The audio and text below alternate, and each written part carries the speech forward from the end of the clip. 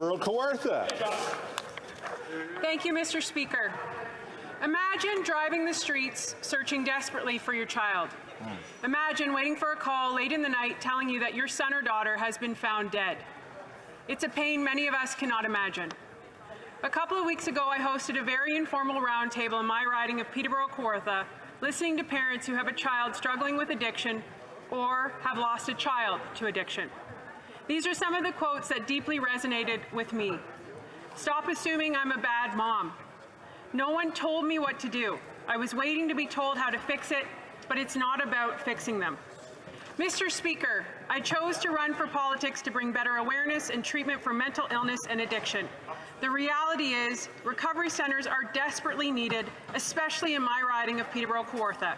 But so is a social shift to understanding that addiction is treating pain. So I urge everyone in this House to replace judgment with empathy.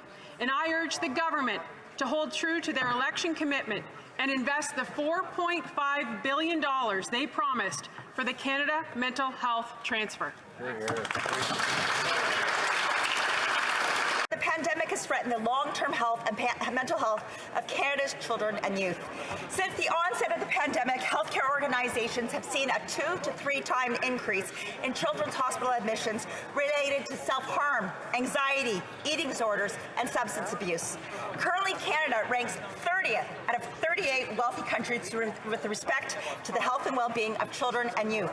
62% of parents reported that their children's mental health has worsened throughout COVID. We cannot ignore these facts, sir. It's time to provide concrete policy solutions. Mr. Speaker, 48% of parents have sought out mental health services for their children for the first time as a result of the pandemic. In some jurisdictions, the wait time for children's mental health services can take up to 2 years. Mr. Speaker, that is 2 years too long.